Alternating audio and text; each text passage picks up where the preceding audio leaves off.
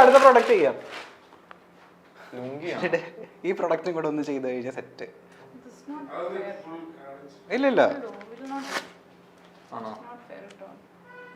ഇല്ല ഇത് വേറൊന്നുമില്ല. ഇതൊന്നും പുള്ളിക്കാരൻ എടുത്തുകൊണ്ടായിരിക്കും വരുന്നത്. ഇത് നോക്കിയിട്ട് എന്താ പുള്ളിക്കാരനെ കൂടെ ഉടുപ്പിച്ചാൽ മതി എന്നാണോ?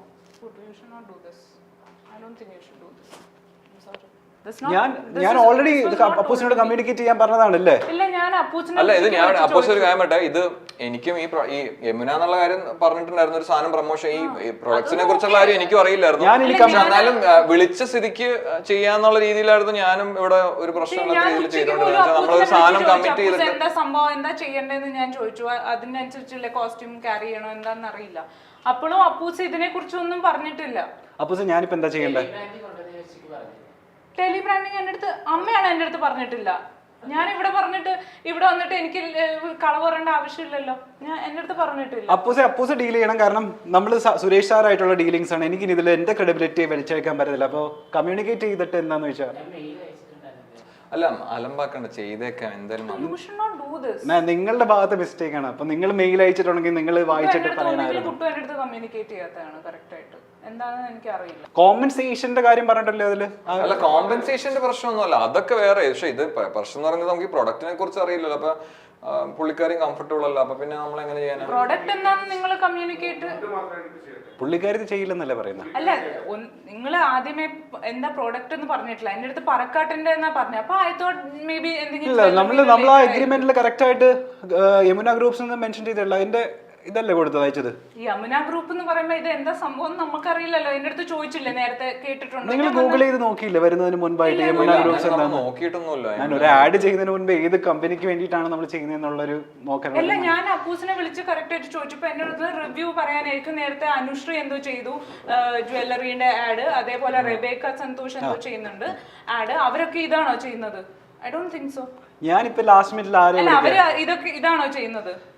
ഞാനൊരു കാര്യം ചോദിക്കട്ടെ. പറക്കാട്ടിന്റെ ആയിരുന്നില്ലേ? അപ്പൊ ഞാൻ വിചാരിച്ച ഷോറൂമിൽ വല്ല വിസിറ്റ് ചെയ്തിട്ട് സാധനം മേടിച്ചോണ്ട് ഞാനൊരു കാര്യം ചോദിക്കട്ടെ. നമ്മളൊരു ആയിട്ട് ഒരു പ്രൊഡക്റ്റുമായിട്ട് കൊളാബറേറ്റ് ചെയ്യുന്ന സമയത്ത് യമുന ഗ്രൂപ്പ് എന്ന് പറഞ്ഞ സമയത്ത് നിങ്ങൾക്കൊന്ന് ഗൂഗിൾ ചെയ്യാൻ പാടില്ല. ഇടൂ ഈ കള്ളിമുണ്ടും പ്ലാസ്റ്റിക് ആണെന്ന് കരുതി ഒരാളെ പുച്ഛിക്കുന്നത് ശരിയല്ല. അവരുടെ കള്ളിമുണ്ടും പ്ലാസ്റ്റിക്കും ആയതുകൊണ്ട് പുച്ഛിക്കുന്നതല്ല. Because I am not comfortable holding this ചെരുപ്പ്. അതാ ഞാൻ പറഞ്ഞു, ഇനിയിപ്പോ എന്തായാലും നമ്മൾ കമ്മിറ്റ് ചെയ്ത് സ്ഥിതിക്ക് ചെയ്തിട്ട് പോയേക്കാം. ഞാൻ ആ ഇത് ചെയ്തപ്പോ ഞാൻ കറക്റ്റ് ആയിട്ട് ചെയ്തല്ലോ. ബിക്കോസ് ഓക്കെ ഫൈൻ, എനിക്ക് കുഴപ്പമില്ല. അത് ഒരു ബക്കറ്റ് കോമഡി ആയിട്ട് എടുക്കുക. ഇതെങ്ങനെ ഞാൻ ചെരുപ്പ് വെച്ചിട്ട് ഞാൻ ഇത്രയും ഡ്രസ്സപ്പ് ഒക്കെ ചെയ്ത് വന്നിട്ട് ഞാൻ ചെരുപ്പ് വെച്ചിട്ട് ഇരിക്കുന്നത്? I don't think I can do justice. നമ്മളിനി രംബനെ വേണ്ടെന്ന് വെച്ചിട്ടാണ് നമ്മൾ ഇവരെ വിളിച്ചത്. ആ ഇവർക്കുള്ള കോമ്പൻസേഷൻ ഞാൻ ആൻസർ പറയേണ്ടത്. ചാതിൽ എന്താ ചെയ്യണ്ട? ഇനി മൂഡില്ല. ഈ അപ്പൂസ് ഒന്ന് കമ്മ്യൂണിക്കേറ്റ്. അല്ല അത് ഞാൻ നോക്കിക്കോളാം, കുഴപ്പമില്ല. കോമ്പൻസേഷൻ എത്ര? അവർ ചെയ്യില്ലെന്നല്ലേ പറയുന്നത്? അല്ല അത് ഞാൻ പറഞ്ഞിട്ടില്ല. ഞാൻ ജസ്റ്റ് ഒരു പ്രൊമോഷന്റെ ഭാഗമായിട്ട് വന്ന് നമ്മൾ സാധനം ചെയ്യണമെന്നല്ല വിചാരിച്ചിട്ടില്ല. അല്ല നമുക്കിത് ചെയ്തേക്കാന്നേ, വിട്ടുകളാ, ചെയ്തിട്ട് പോവാം. അല്ലെങ്കിൽ ഇനിയിപ്പോ അതിന്റെ പേരിൽ ഇനിയിപ്പോ വെറുതെ ഒന്നില്ലെങ്കിൽ ഇതിപ്പോ ചെയ്യുക, അല്ലെങ്കിൽ നമ്മളെ കോമ്പൻസേഷൻ വേഗം തരിക. ഞാൻ ഇങ്ങനെ പറയരുത്. ഇത് നിങ്ങളുടെ ഭാഗത്ത് മിസ്റ്റേക്ക്. ഇത് എന്നെ വെറുതെ വലിച്ചഴിക്കരുത്. ഞാൻ ഓൾറെഡി നമ്മളുടെ ക്രൂ ഓൾറെഡി നിങ്ങൾക്ക് എഗ്രിമെന്റ് അയച്ചതാണ്. നമ്മളുടെ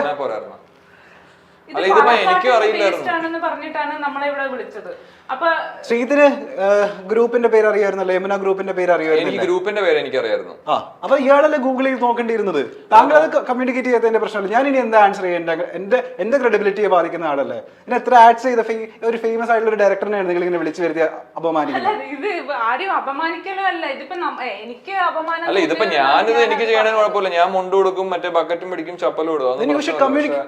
She is not comfortable. അത് അപ്പൊ നമ്മൾ ആ ഒരു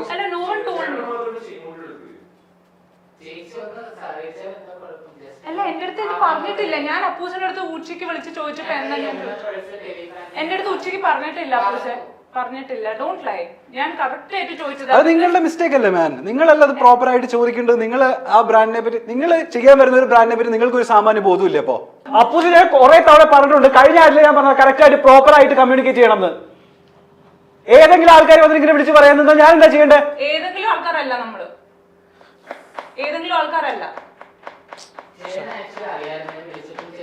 അല്ല ഇത് അലമ്പ് സീനായി പോട്ടെ മൊത്തത്തിൽ. എനിക്കൊരു മൂഡില്ല ഇനി ചെയ്യാൻ ഇതാണ് എന്റെ മൂഡ്. ഇത് ഞാൻ ഒരു കാര്യം ചോദിക്കട്ടെ, ഞാൻ ഇത്തരം അപ്പൂസിന്റെ അടുത്ത് നമ്മൾ നേരത്തെ ഇതിനു മുമ്പൊക്കെ നമ്മൾ വർക്ക് ചെയ്തിരുന്നല്ലേ? അതല്ല, അത് നിക്ക് അപ്പൂസ്, ഞാൻ ഒരു കാര്യം പറയട്ടെ. കറക്റ്റ് ആയിട്ട് മെയിൽ അയച്ചിട്ടുണ്ടായിരുന്നല്ലേ പറയുന്നത്? മെയിൽ നമ്മൾ ചെക്ക് ചെയ്തില്ല. പുള്ളി എന്റെ അടുത്ത് പറഞ്ഞ ജ്വല്ലറിയുടെ സാധനത്തിന് വേണ്ടിയിട്ടാണെന്നാണ് പറഞ്ഞത്. താങ്കൾക്ക് ഒരു മിനിമം ഒരു എന്താ പറയാ കോമൺ സെൻസ് ഇല്ലേ? ഒരു ബ്രാൻഡ് അസോസിയേറ്റ് ചെയ്യുന്ന തേങ്ങയാണ് പറഞ്ഞത്. ഹലോ ഹലോ, ശബ്ദം താഴ്ത്ത്. ഞാൻ ഇത്ര നേരം ഞാൻ മിണ്ടാതിരിക്കണായിരുന്നു. ശബ്ദം താഴ്ത്ത്. ഞാൻ എന്തുകൊണ്ടാണ് ഗുണ്ട് കൂടെ ഉള്ളവരെ ഞാൻ മിണ്ടാതിരിക്കണായിരുന്നു കേട്ടാ. ശബ്ദം താഴ്ത്ത്. എനിക്കറിയാം എന്നെ വിളിച്ചു വരുത്തിയിട്ടാ ഉണ്ടാക്കിയത്. താങ്കൾ കറക്റ്റ് ആയിട്ട് കമ്മ്യൂണിക്കേറ്റ് ചെയ്യാത്തതിന്റെ പ്രശ്നമാണ്. പിന്നെ അവൻ എന്തോന്ന് തോന്നിയ ദിവസം പറയുന്നത്? അവനിവന്തൊക്കെ താൻ വീട്ടിൽ പോയി പറഞ്ഞാൽ മതി, ഇങ്ങോട്ട് ഇറക്കണ്ട. താനാണ് എന്നെ ഇവിടെ വിളിച്ചു വരുത്തിയത്. താങ്കൾ കോമ്പൻസേഷൻ മേടിക്കണ കാണട്ടെന്ന്. പൈസ തന്നിട്ടല്ലേ വിളിച്ചു വരുത്തിയത്? പൈസ തന്നിട്ടല്ലേ വിളിച്ചു വരുത്തിയത്? അതല്ല കൊണ്ട് ഞാൻ ഒരു കാര്യം പറയട്ടെ, ഞാൻ ഇത്ര നേരം ക്ഷമിച്ചു. ഞാൻ ചെക്ക് ചെയ്തിരുന്നില്ല. നീ ഓക്കെ അല്ലേ? ഞങ്ങൾക്ക് 3 lakhs മതി കോമ്പൻസേഷൻ. ഞാൻ പറഞ്ഞല്ലോ ഓൾറെഡി. ഞാനൊരു കാര്യം പറയട്ടെ ഗദ്ദാഫി, ഇത് hello, mind your words. Okay, just mind your words. പിന്നെ എനിക്ക് കറക്റ്റ് ആയിട്ടുള്ള കാര്യങ്ങളൊന്നും പറഞ്ഞു തരാതെ വെറുതെ. നമ്മൾക്കറിയില്ല ഫസ്റ്റ് ഓഫ് ഓൾ മെയിൽ എങ്ങനെയാണ് മെയിലിന്റെ ഈ ത്രൂ വർക്ക് ചെയ്യുന്നത്, ഇതൊന്നും നമുക്കറിയില്ല. നമ്മളൊന്നും അങ്ങനത്തെ കോൺട്രാക്ട് ഒന്നും സൈൻ ചെയ്തിട്ടല്ല, നമ്മൾ എവിടെയും പോയിട്ടില്ല, ചെയ്തിട്ടുമില്ല. ഇത് ഇവിടെ അപ്പൂസിന്റെ അടുത്ത് ഞാൻ ഇന്ന് ഉച്ചയ്ക്ക് പോലും വിളിച്ചപ്പം അപ്പൂസ് പറഞ്ഞ പാലക്കാട് ജ്വല്ലറിയുടെ ഒരു അഡ്വർടൈസ്മെന്റ് ആണ്, റിവ്യൂ പോലെ എന്തെങ്കിലും പറഞ്ഞു. അപ്പൊ ഞാൻ ചോദിച്ചു ജ്വല്ലറി എന്തെങ്കിലും ഇടണോ അങ്ങനത്തെ, എനിക്ക് ബിക്കോസ് കോസ്റ്റ്യൂം അതിനനുസരിച്ച് എനിക്ക് ഇടണം. അപ്പൊ പറഞ്ഞു ഇല്ല അങ്ങനത്തെ ഒന്നും ഇല്ല, ജസ്റ്റ് നോർമൽ കോസ്റ്റ്യൂം ഇട്ടാൽ മതി. സോറി, നോർമൽ കോസ്റ്റ്യൂം മതി, ജ്വല്ലറി എന്താ പറയാ അർച്ചന, നമ്മള് രംഭേനെ അടക്കം വേണ്ടെന്ന് വെച്ചിട്ടാണ് ശ്രീജിത്ത് ഇത് വിജയമായിട്ട് അസോസിയേറ്റ് ചെയ്തത്, അറിയോ? അപ്പൊ നമ്മള് ഞാനാണ് മറുപടി പറയേണ്ടത്. എന്തുകൊണ്ട് ഈ പ്രോപ്പർ ആഡ് നാളേക്ക് പോകേണ്ടതായത്? നാളേക്ക് പോയില്ല എന്ന് പറഞ്ഞാൽ എന്റെ അടുത്താ ഞാനാ മറുപടി പറയേണ്ടത്. ഞാൻ എന്ത് മറുപടി പറയും? എന്റെ ഏതെങ്കിലും ഒരു വർക്ക് താങ്കൾ കണ്ടിട്ടുണ്ടോ? ഇല്ല, ഞാൻ കണ്ടിട്ടൊന്നുമില്ല നിങ്ങളുടെ വർക്ക്. താങ്കൾ അപ്പൊ ഇങ്ങനെ ഇൻസൾട്ട് ചെയ്യരുത്, ഇങ്ങനെ താങ്കൾ ഒരാളെ ഇൻസൾട്ട് ചെയ്യരുത്. 10:35 ആഡ് ചെയ്ത ഒരു ഡയറക്ടറെ ഞാൻ. ഇദ്ദേഹത്തിന്റെ വർത്താനം നോക്കൂ. ഞാൻ ഇത് ചെയ്തിട്ടില്ല, സോറി, എനിക്കിത് ചെയ്യാൻ പറ്റില്ല, സോറി. ഡയറക്ട് ചെയ്തെന്ന് പറഞ്ഞാൽ ഹീസ് ഓൾസോ നോട്ട് വലിയ കുറെ വർക്ക് ചെയ്തിട്ടുള്ള ആക്ടർ അല്ല. ആയിക്കോട്ടെ, അല്ല അദ്ദേഹത്തിന് ഒരു ധാരണയുണ്ടോ ആരാണ് പുള്ളി എന്നുള്ള? അതല്ല, അതിപ്പോ ആരും ധരിപ്പിക്കാനോ ഒന്നും അല്ല, ആരും വന്നിട്ടില്ല. പക്ഷെ you should not talk like this. അങ്ങനെയല്ല അല്ലല്ല, അയാൾ എന്നെ ഭയങ്കര ഇൻസൾട്ടഡ് ആയിട്ടാണ് സംസാരിക്കുന്നത്.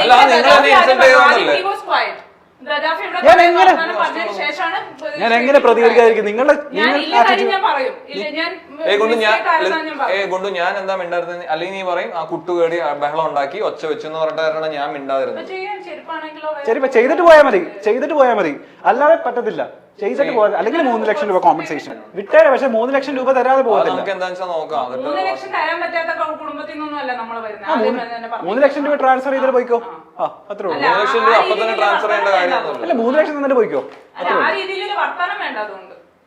നിങ്ങളുടെ ആറ്റിറ്റ്യൂഡിനനുസരിച്ചുള്ള വർത്താനേ നമ്മളിവിടെ പറഞ്ഞിട്ടുള്ളൂ. ഇതിപ്പോ ചെയ്യാൻ പറ്റുമോ ഇല്ലയോ? അപ്പൂസെ ഡയലോഗ് പറഞ്ഞോളൂ, എനിക്ക് പറ്റത്തില്ല. അപ്പൂസെ ഡയലോഗ് പറഞ്ഞോളൂ, എനിക്ക് വയ്യ. ഇത് ഇവരുടെ ആറ്റിറ്റ്യൂഡ് ഞാൻ എന്തിനു കാണണം? ഞാൻ മിണ്ടാതിരിക്കണേ കേട്ടോ. അല്ലെ പിന്നെ നീ കുറച്ച് പറയും കുട്ടു കയറി അവിടെ പ്രശ്നം ഉണ്ടാക്കി, കുട്ടു കാരണമാണ് എല്ലാം ഇങ്ങനത്തെ പ്രശ്നം, അതുകൊണ്ട് ഞാൻ മിണ്ടാതിരിക്കുവാണ്. അല്ലെങ്കിൽ ഫുൾ ഇവിടെ സീനായ അപ്പൂസിനൊക്കെ പിടിച്ച് ഞാൻ തന്നെ അടിക്കണേ. മുണ്ട് ഇനി ആരെ വെച്ച് ചെയ്യിപ്പിക്കും? ഇവരെ വെച്ചിട്ടാ? ഹലോ, ഇതൊക്കെ നമ്മൾ യൂസ് ചെയ്യുന്ന സാധനങ്ങളാണ് മാൻ. ഇത് എന്തിനാ ഇങ്ങനെ പുച്ഛിക്കുന്നത് എനിക്ക് മനസ്സിലാവുന്നില്ല. എന്തിനാ എത്ര പുച്ഛം?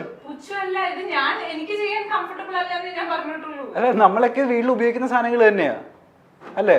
അതിന് ഇത്രമാത്രം പുച്ഛിക്കേണ്ട ഞങ്ങളുടെ ഗ്രൂപ്പിനെ മാത്രമല്ല, നിങ്ങളെ ചെരുപ്പിനെയാണ് അപമാനിക്കുന്നത്.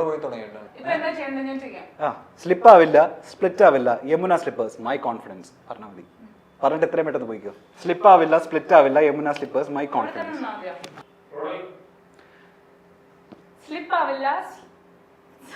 ഒന്ന് ആത്മാർത്ഥമായിട്ട് ചെയ്യടോ.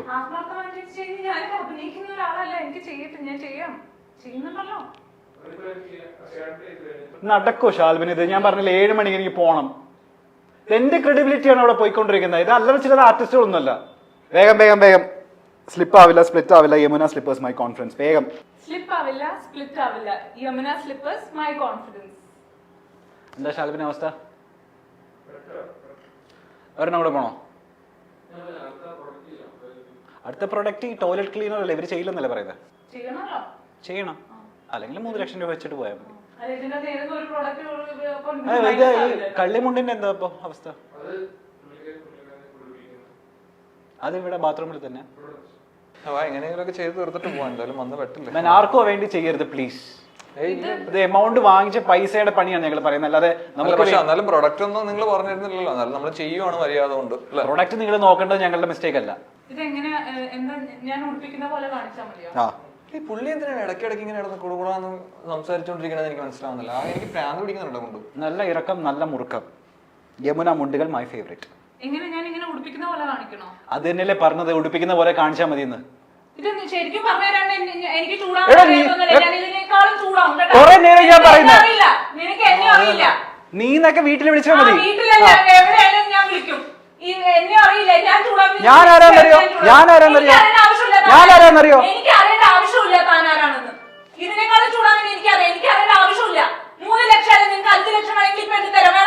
എനിക്ക് ഷൂട്ട് ചെയ്യാൻ പറ്റില്ല. സോറി എനിക്ക് ഷൂട്ട് ചെയ്യാൻ പറ്റത്തില്ല. എനിക്ക് പറ്റത്തില്ല. ഒരു 100,000 തവണ ഞാൻ പറഞ്ഞു ഇങ്ങനെയാ ചെയ്യേണ്ട, ഇങ്ങനെ ചെയ്യേണ്ട. ശബ്ദം താഴ്ത്ത്. വീടല്ല ഇത്. വീടല്ല ഇത്. സ്റ്റോപ്പ് ചെയ്ത് പറഞ്ഞാട്ടോ. അല്ലെങ്കിൽ അതാണ് നീ എന്നെ ഇങ്ങനെ മാറ്റി നിർത്തിക്കോ. ഞാൻ പ്രശ്നം എനിക്കൊരു മൂഡില്ല ഇത് ചെയ്യാൻ. എനിക്കൊരു മൂഡില്ല.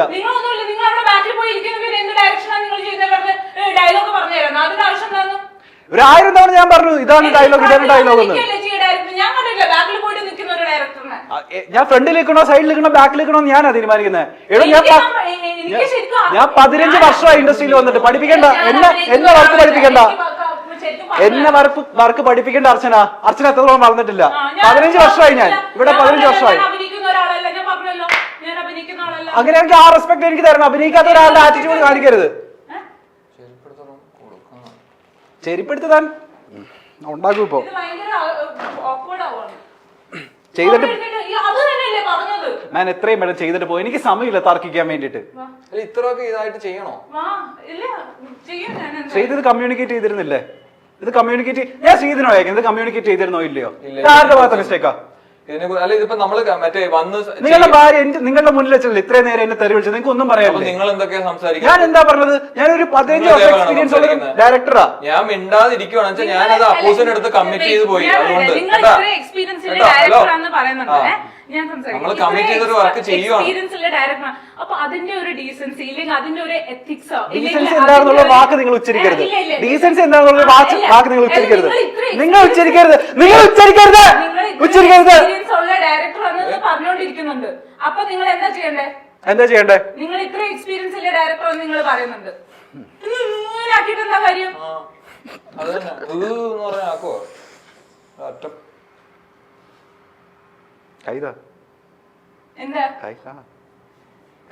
എന്താ ഇറിറ്റേറ്റിയല്ല.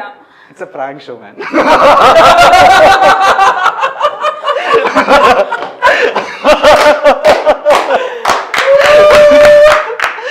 It's a prank show. പേടിച്ചാ?